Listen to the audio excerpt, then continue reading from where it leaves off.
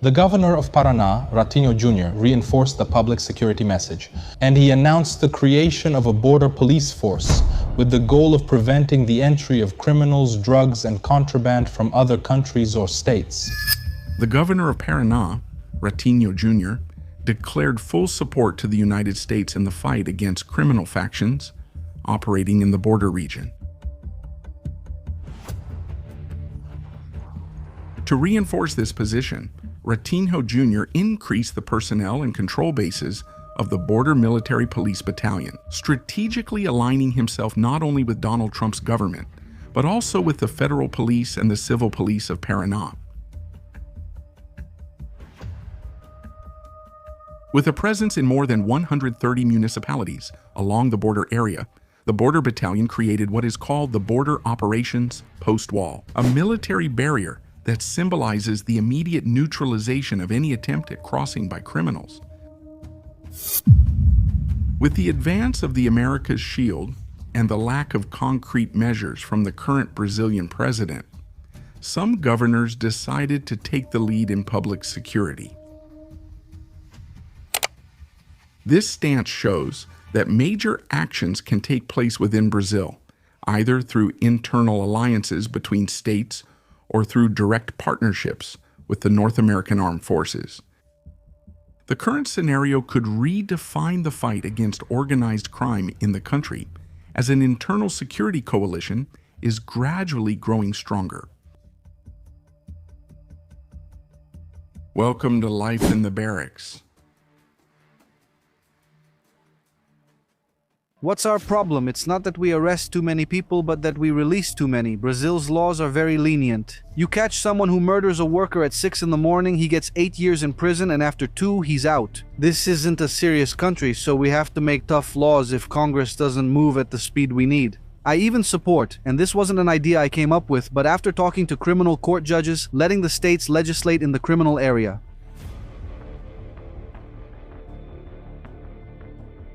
Governor Ratinho Jr.'s decision to inaugurate several military bases in a row on the border has generated strong political repercussions. While part of the population sees the measure as progress in the fight against criminal factions, the allied base of the current Brazilian president sees the initiative as an attempt to overstep prerogatives that should belong only to the federal government. This clash reveals tension between different spheres of power and exposes the struggle for prominence in national public security.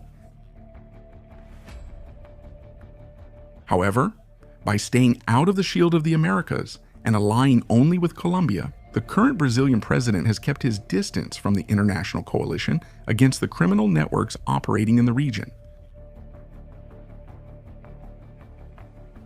Paraná, the most populous state in the South region, has a long border with Paraguay and Argentina that stretches over 1,400 kilometers. In this territory, security forces deal with everything from minor offenses to highly serious crimes, such as drug trafficking and large-scale smuggling.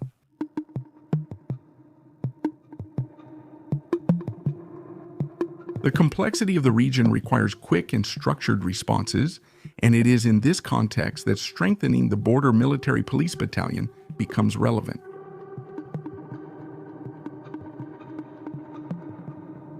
The expansion of military bases aims to optimize the fight against border crimes on different fronts. Roads, air routes, and even the Itaipu Lake, which stretches for about 170 kilometers, and has sections where the distance between the Brazilian and Paraguayan shores exceeds 12 kilometers. This peculiar geography makes the area especially vulnerable to illegal activities, and the strategy of the Paraná state government aims to create a more efficient protective barrier, capable of neutralizing threats and reinforcing the presence of the state at critical points along the border.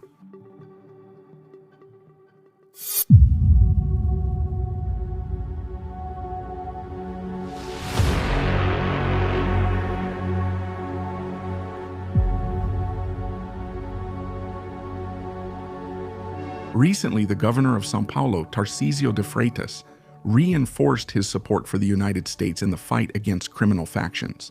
He even advocated that groups like the Primero Comando da Capital and Comando Vermelho be classified as narco-terrorist organizations. It's an opportunity. I think I see this as an opportunity because from the moment a government like the United States sees the Primero Comando da Capital as a terrorist organization, which is in fact what they are, it becomes easier, the path to cooperation is opened so that we can integrate intelligence, so that we can bring in financial resources, and so that we can fight even more effectively. This position strengthens the idea that Donald Trump has managed to consolidate a corridor of strategic allies in the heart of Brazil. Since Paraguay and Argentina are part of the Shield of the Americas and are direct neighbors of Paraná, which also borders the state of São Paulo. In other words, 4 regions in a continuous strip support the United States' fight against the cartels. This alignment raises expectations that more incisive operations can be carried out against criminal organizations that have challenged Brazilian public security for decades. The geopolitical scenario becomes even more relevant when we see that Paraná, under the leadership of Ratinho Jr., has already taken a firm stand alongside the United States.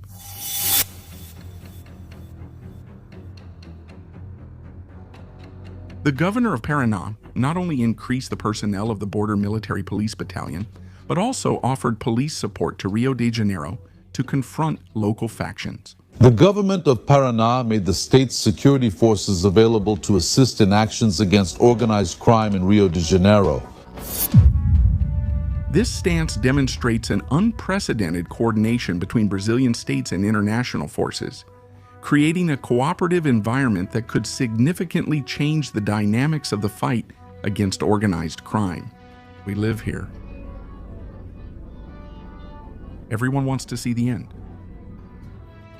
With São Paulo and Paraná aligned and neighboring countries integrated into the America's Shield, Brazil comes to be seen as a key piece in a regional strategy against drug trafficking.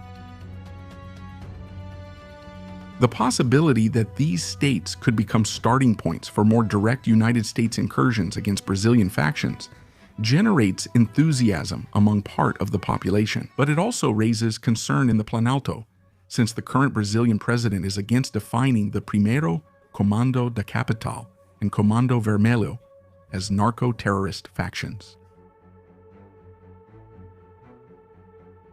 This move by Ratinho Jr. and Tarcísio de Freitas could redefine Brazil's role in the fight against transnational crime and open the door to a new phase of military and police cooperation. Both Paraná and São Paulo have special forces in the civil and military police, with expertise in advanced infiltration and capture operations.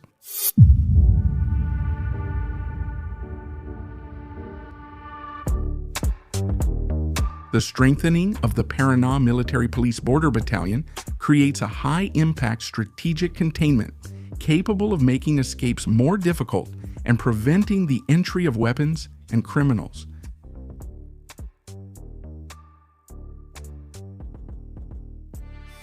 This structure reinforces the role of the states on the front line against organized crime, especially in sensitive border areas.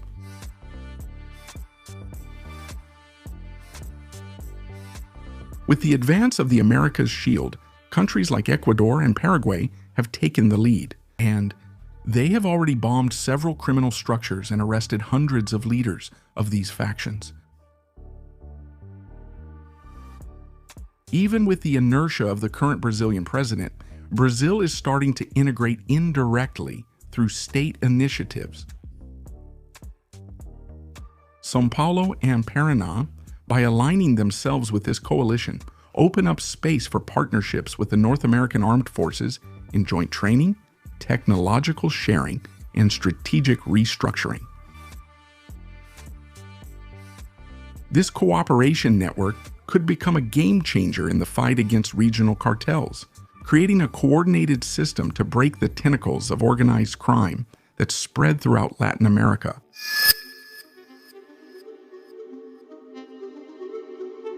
Leave a comment below if you believe the federal government will try to contain the stance of Paraná and São Paulo in confronting organized crime.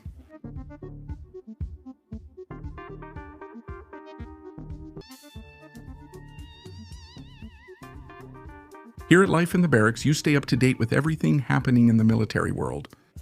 Leave your like, subscribe, and watch one of the videos appearing on your screen. Forward fighters, until next time.